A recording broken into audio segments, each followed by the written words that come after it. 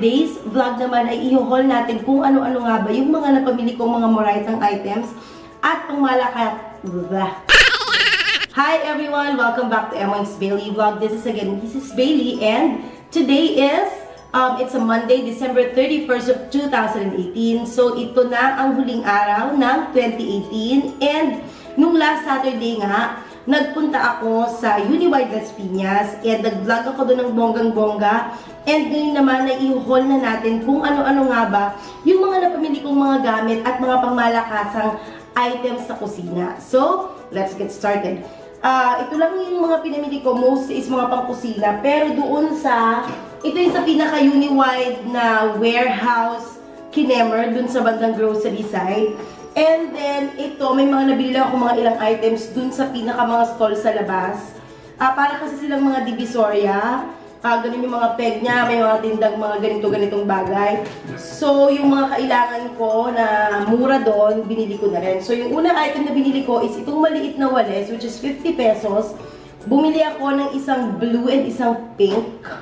Para kay Del, tsaka para kay Briley. Talagang suitable siya para sa mga maliliit na bata kasi mahilig akong tulungan ng dalawa kapag naglilinis. So sabi ko perfect yung walis na yung para sa kanila. And then, itong upuan na to, 60 pesos ata ito binigay sa amin. In fairness, matindi siya kasi tinest ko talaga siya doon. Di ba meron kami children's table doon? Dalawa lang kasi yung upuan doon. Pag minsan, pag nandiyan ang buong tropa, mga kaibigan nila Briley, yung ibang bagets, wala silang maupuan. So, ayan, bumili ako ng apat. I think 60 pesos to binigay sa amin. So, sobrang mura item nito kasi even sa Japan store, 88 yung mga ganito, diba? Okay, and then, syempre, ang ating mahiwagang batsa. Kulang na kasi yung batsa namin doon. And gusto ko talaga na batsa is color black para hindi masyadong madumi. And this one is 100 pesos. And meron lang kaming nadaanan doon sa papunta dun sa pinaka-ano. Para kay Brielle to, medyo malaki pa. Pero nakakatuwa, pangmalakasan siya. Pero, believe it or not, 100 pesos lang to. Ang ganda niya sa actual talaga. Pwede siyang pag mga nag-aabay, or even kahit yung malakasang forma, di ba ngayon uso na naman yung gano'n, even nga naka-short, pwede kang mag-choose ng ganito. Though feeling ko lang medyo matigas siya, pero hindi naman mo siya gagamitin ng everyday basis. So, yan.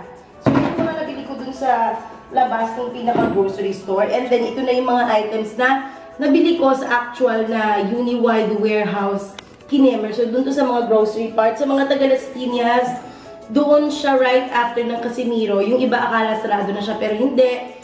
Bukas pa rin siya, though limited na lang yung mga stores doon sa loob.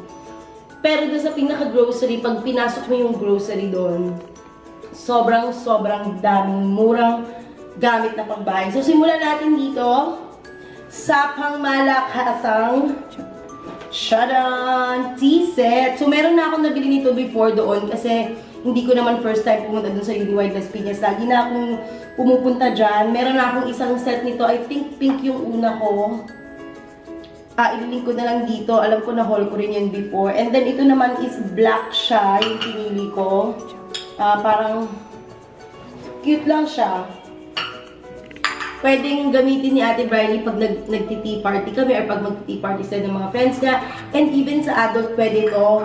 Kapag pumipili lang kayo, make sure lang na lahat is wala talaga siyang sira. Kaya ako talaga matagal ako mamili doon kasi hinahanap ko talaga yung pinaka walang sira and pinapalit-palit ko siya. For example, meron sa kabila na isang maayos na baso and maayos na plato para makumpleto ko yung 6 pieces na lahat maayos. So this is 12 set. 249 pesos lang to. 6 na saucer and then 6 na pangmalakasan teacup. Kasi alam niyo naman, di ba, sobrang hilig kong magkape. And parang masaya minsan pag ganyan yung pagkape. So, may collection ako ng mga ganyan. Kaya, yan. And then, isunod na rin natin itong pangmalakasan nating cup. Sobrang mura lang ito. Ano to? Dun kasi merong mga set na mga around 800. Pag sobrang dami na may kasamang parang anong tawag doon? Yung pang-pour ng pinaka-coffee. Up to 1/4 meron. Pero meron as cheap as 800. Yung nakita ko, ano lang yon yung 6 pieces ng mga saucers. Pero meron din silang mga naka-display doon na pira-piraso lang. Like, walang set. So, kung gusto mo lang isang item. Kaso, may iba may basag.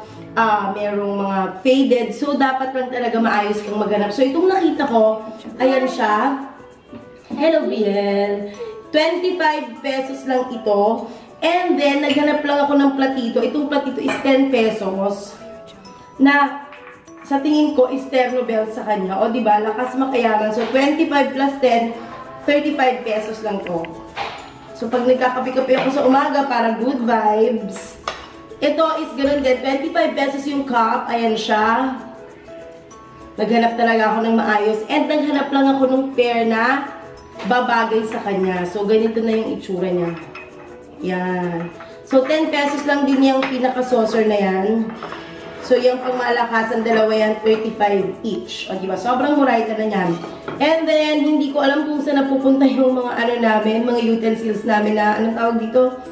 Kutsarita. Laging kulang, laging 4 lang. So, bumili ako ng 6 pieces. 29 pesos ko for 6 pieces. And, in fair sa kanya, hindi siya malambot. Maayos yung pagkabakal niya. So, sobrang murayta na ito. Meron din doon mga kutsara, tinidor, na isang set, parang mga 50 pesos. So, sobrang mura na nun. Kumbaga, yung quality niya is hindi naman ganun katigas, pero hindi rin talaga siya yung sabihin mong sobrang lambot para sa price niya. 29 pesos divided by 6. Sobrang mura na yan. So, yan. Hindi na ako bumili ng mga gold na utensils. As you can see, yung mga binili ko is mostly gold. Kasi ito yung mga kulang ko pa sa collections ko. Di ba meron akong blue, green, black, red, may white tayo, may wood tayo. Dati ko pa talagang pinapangarap yung gold. Pero yung mga nakikita ko sa Landmark, hindi pa kaya ng puso ko yung price. And dati, bumabalik-balik na ako dun sa Uni-wide para sa mga gold. Kaso, hindi pa ako nakakahanap talaga ng perfect na pair. Kadalasan dun ako napupunta sa mga pira-piraso na lang, like 4 pieces lang yung maayos. So, kulang. Pero naswertihan ko siya nung nagpunta ako. Kasi nakahanap ako ng plate na isang set 3 pieces and kumpleto pa siya.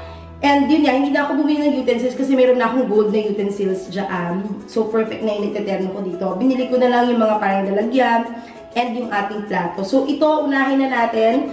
Ito is, pwede siyang fruit stand. Meron na rin akong nabiling fruit stand before. Ayun siya. Nandun na siya naka-display. Itutok mo na lang, please. Andyan siya, ayan. Yung nabili ko dyan is, I think 70 pesos lang yan or 75. Ayan, mga white na rin na yan. Diyan ko lang din nabili yan. Even yung coffee kinemer sa second row. Ayun sa second row. Doon ko din yan nabili. I think yan is 200 pesos din. And even yung mga saucer and cup, doon ko lang nabili for 30 pesos. Tsaka yung mga lalagyan na yan. So, mostly ng mga items dyan is galing doon. Sa mga dati pa yan. And then, ito naman is, medyo mas mahal to. Kung 75 yun, ito medyo mas mahal. 199. Kasi naman, di ba, ginto-ginto yung peg niya. And hindi na masama kasi sobrang elegante niyang tingnan for 199. Hindi mo talaga siya maiisip na sobrang chipanga lang siya or pangit yung quality. Though, Christmassy siya. Pero sabi ko nga kay ate, carry bam-bam lang. Kasi even hindi Christmas, pwede mo siyang magamit kasi matatabunan naman yung ng prutas yung gitna niya. Meron din kasi doon mga gold na na mga plates, Christmas plates.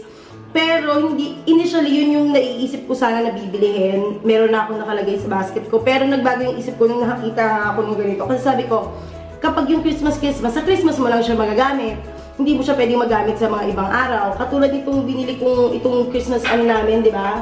As you can see, wala siyang Christmas kinemer. Ang kagandahan sa kanya, kapag hindi Christmas, gusto mo pwedeng Valentine's or whatever, pwede mo pa rin siyang magamit! So, ayan. Okay, so again, ito is 199 fruit stand yan. And then, ito naman, ito ang pinakamahal. 300 pesos to.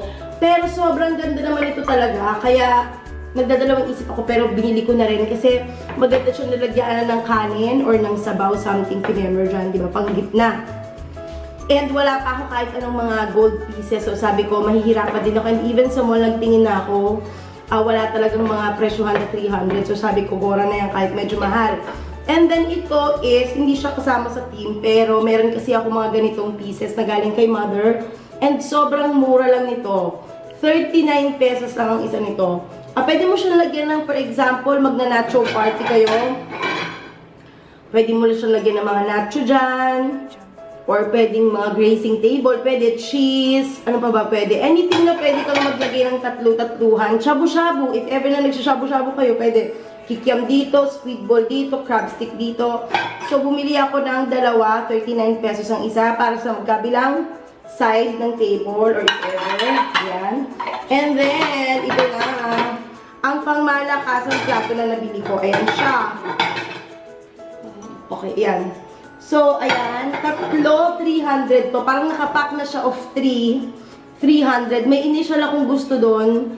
Pero, 299 ang isang piraso. Medyo mahal siya. Pero, mabigatan talaga siya. And yung size ng plate niya, sobrang laki. Sabi ko kay ate, parang hindi kaya ng heart. Yung 299 isa. So, buti na lang nakakita ako ng 300 pesos for set of 3 pieces. So, parang lumalabas 100 plus lang siya, diba? 100 piso.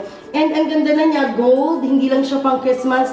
Pwede mo siyang gamitin for ibang occasion. So, syempre, bumili ako ng dalawang set, which is 3-3 para makabuo ako ng 6. And then, ito, panalo rin to. Ito ang ating last item. Panalong-panalo to, promise. 149,000 pesos. Sobrang ganda nito in actual. Punta kayo dito sa amin para makita nyo.